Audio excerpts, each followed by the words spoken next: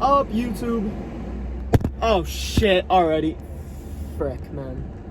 It sucks. Anyway, what's up, guys? Welcome to the channel, bro.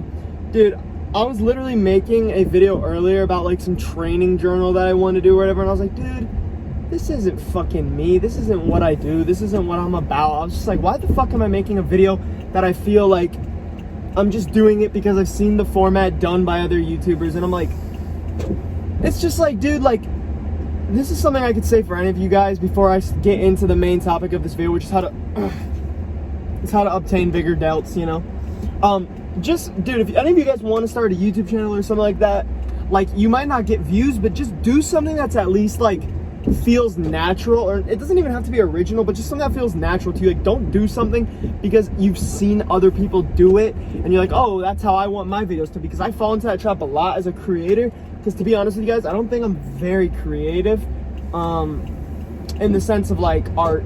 I don't know, like I don't fucking know. I'm not gonna say I'm not creative because I feel like that's kind of, sorry, I'm looking at the directions. I'm driving somewhere, but besides the point.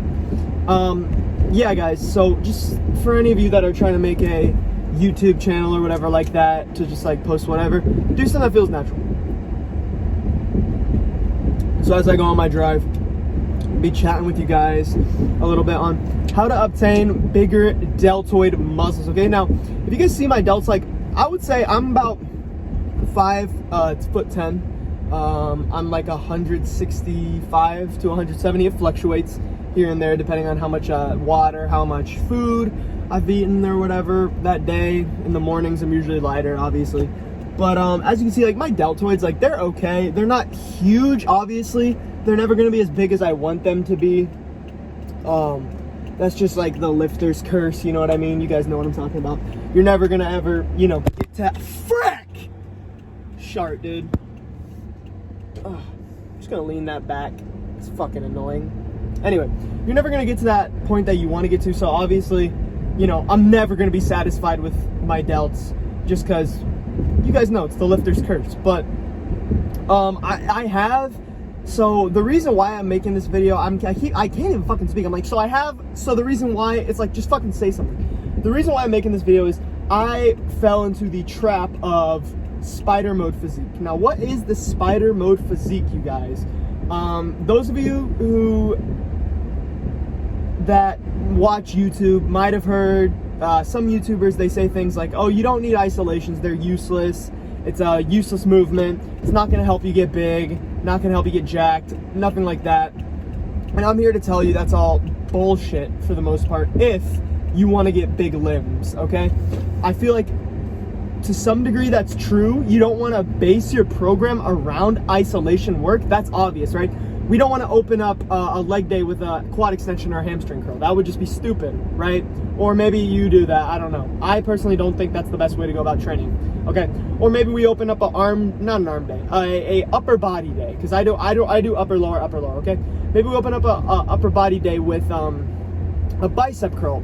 That is something I also would not do, but you do need to throw in those isolations at the end. Because what I would do is I'd do a horizontal push, horizontal pull, vertical push, vertical pull, whatever kind of other volume I wanted to throw in for whatever body parts, bro.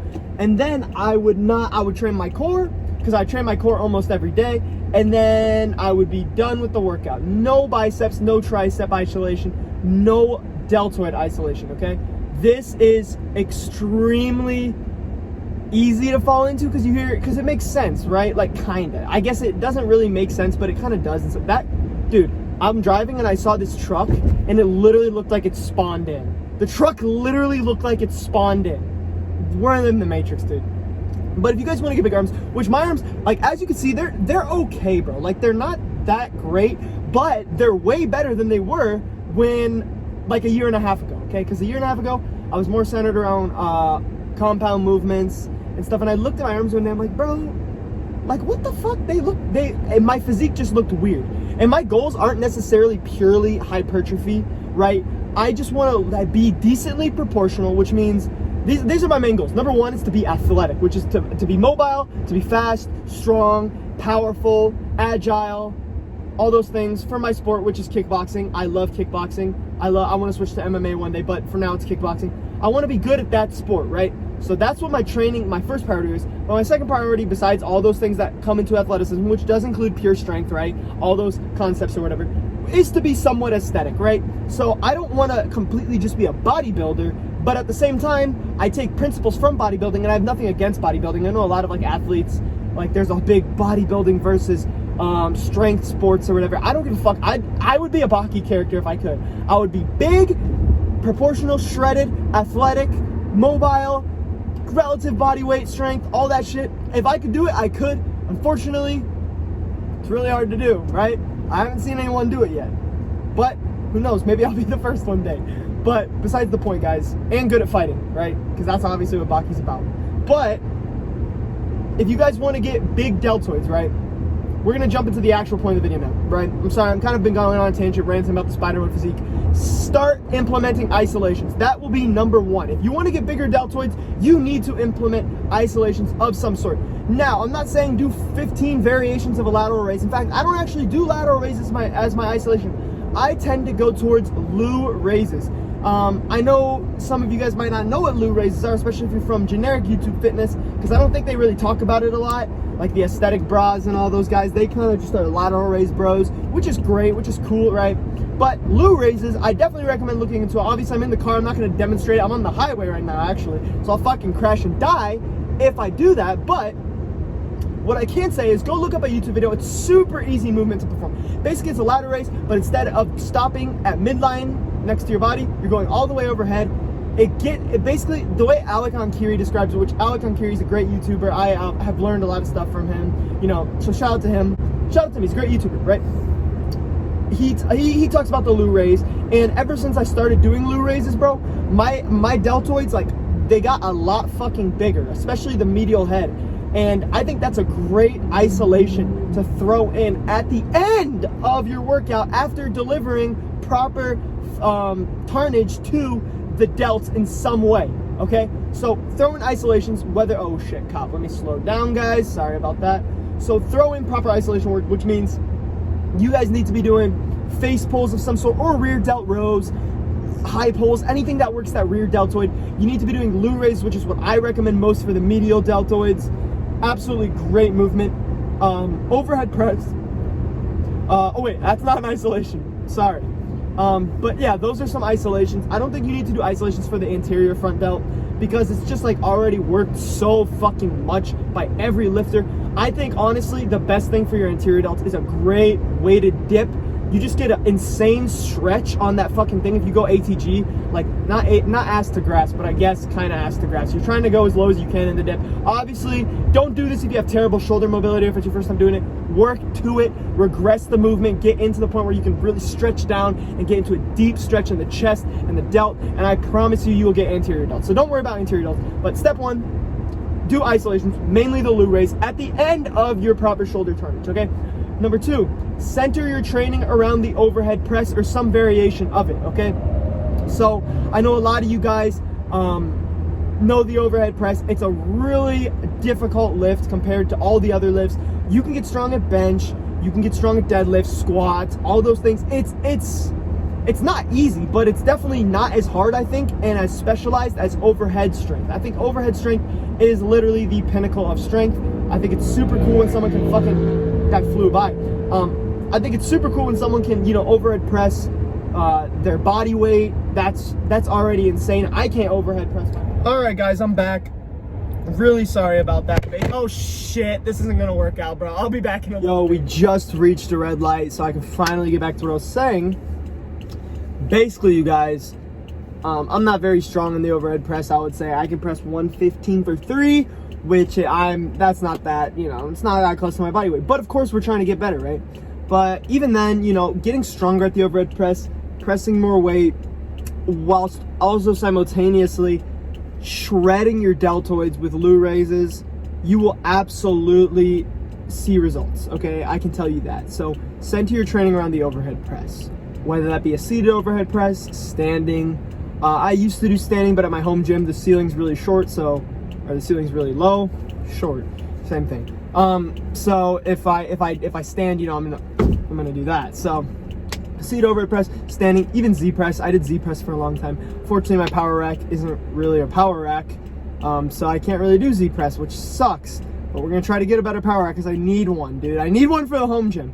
I literally can't bench heavy. I can't fucking do my Z press. There's a lot of things you can't do when you don't really have a good power rack. So then, like, you can't, like, you know, it's like you have to, like, calculate it and, like, put it in really carefully. But it's like, dude, I have 225 pounds on my hands. If I come up too far and then, you know, miss, I'm gonna snap my shoulder and die. So you know, it's wild. But anyway, accessories at the end. A center around the overhead press. Third thing, guys, overhead press accessories. What the fuck does that mean, you fucking idiot? It's the same thing as variations. Yes and no, okay? So this is the way my bro science mind, again, I'm not some kind of like professor in working out. Shit! Sorry about that. I'm not some kind of like professor when it comes to working out, right? I'm just your average bro, some would say. Some would say I'm your average bro, right? I don't have a degree in kinesiology. I don't have a degree in exercise science. I don't have a degree yet, okay? And my degree that I'm getting, it does not relate to, it's health, but it's not, you know, it's not about hit the gym, lift the weights, you know what I'm saying? So don't take anything I say into account as like fact, okay? It's just like theory. Some guy was just looking at me. I think he saw me filming a YouTube video. Fuck! He's looking at me still, dude. Fuck! Oh, shit! Shit! Anyway, overhead press accessories now is what we're going to be talking about. So the way I see it is compounds, your overhead press, your accessories, dumbbell overhead press, Arnold press, which I don't like very much, and my favorite right now, behind the neck press. You heard me, dude. I said behind the neck press. Yes, I believe the behind the neck press is one of the best accessories for the overhead press, just because this. Think about this like this, okay? When you press, I'm at another red light, guys, don't worry. When you press with the overhead press, right, you're coming here, you're lifting your head back, pushing, right? So it's a lot of front delt, upper chest, and then once you get overhead, you're pushing and pushing the shoulders back, right? But behind the neck press forces you to keep it strictly shoulders and upper back. I believe behind the neck press really only works your side delt and your rear delt and some upper back, right? That itself is an amazing accessory. So what I do, what my training would look like is overhead press, some kind of back movement with another movement, or with a behind the neck press superset, right? So I superset like pull-ups with behind the neck press, do other shit, blah, blah, blah, throwing whatever, and at the end, hit maybe bicep curl supersetted with glute raises, okay? So we're getting time efficient, bang for the buck, all that good shiznit after our strength work, okay? So yeah, do your accessories. The two I would recommend is literally dumbbell overhead press and behind the neck press. Anything else, those, I'm just talking about vertical presses right now. I don't know, I guess with like, frack! I don't know what is considered an accessory technically. I'm just considering it as like kind of an overhead press, but not really an overhead press. I mean, I guess a dumbbell overhead press is an overhead press, but I see it as more an accessory to the overhead press itself. Barbell overhead press. Okay, so do those three things. I would say also train your shoulders frequently. I would say do glute raises at least 2 to 3 times a week. Do overhead pressing at least once a week. And if you're only doing overhead pressing once a week and not twice a week, do an accessory the day that you overhead press and the day that you don't overhead press, but it's your other upper body day. Do an accessory as well with glute raises on that day. Whenever we're providing tonnage to our shoulders, we also want to include glute raises at the end of the workout, okay? That is if you want bigger delts. That's what I did. That's my personal story, right? From spider mode physique, from just strictly doing compounds or training for a fight where you're not really lifting weights, to actually focusing on the muscles in the arm and really actually being able to have some delt definition, okay? So if you guys liked the video, leave a like, subscribe. Sorry if you guys felt that this was an unsafe video. I personally I'm a great driver. Let's hope I don't die from saying that, because I believe in jinxing. Okay, but you know, if you guys, fuck, gas is cheap right there. Damn, son. Shit, I should have pulled over. But yeah, if you guys liked the video, leave a like, subscribe, you know, all that good shiznit. And yeah, I'll see. I don't know what other kind of videos I'm gonna make on this channel. Who knows, man? Anyway, peace out. See you guys later.